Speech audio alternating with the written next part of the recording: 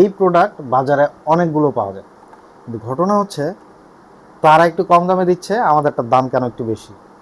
আসলে এই সেম দেখতে একটা প্রোডাক্ট পাবেন, সাইজও অনেক সময় ছোট হয়, কিন্তু তার রোটেশন ফিচার্স খুবই কম থাকে, সাথে রিমোট থাকে না।